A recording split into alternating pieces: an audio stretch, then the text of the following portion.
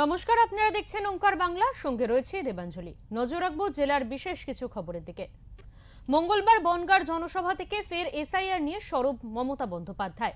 তিনি বলেন, সুপ্রিম কোর্টে আমি নিজে দাঁড়িয়েছিলাম বলে 60 লক্ষের মধ্যে 32 লক্ষ লোকের নাম তালিকায় উঠে গিয়েছে। বাদবাকিটার নামও আমরা ট্রাইব্যুনালে তোলার চেষ্টা করছি। আমি আপনাদের গর্ব করে বলতে পারি 90 লক্ষ ভোট এখনো বাদ আছে, তার মধ্যে 58 লক্ষ ওরা খোলেনি, যেটা আগে বাদ দিয়েছিল।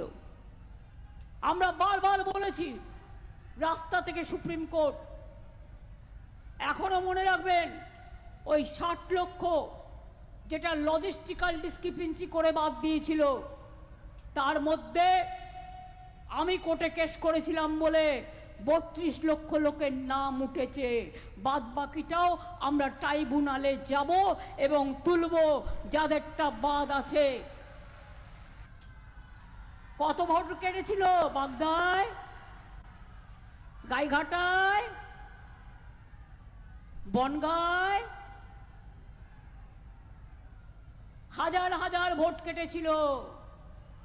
আমি নিজে সুপ্রিম কোর্টে গিয়েছিলাম, আর যখন ভোট কেটেছিল আমি বনগাঁ টাউনে গেছিলাম। হ্যাঁ, 90,000 ভোট কেটেছে হিন্দুদেরও। এখানে সংখ্যালঘুদের তো কেটেছে ছেড়ে দিন, কয়েক লক্ষ।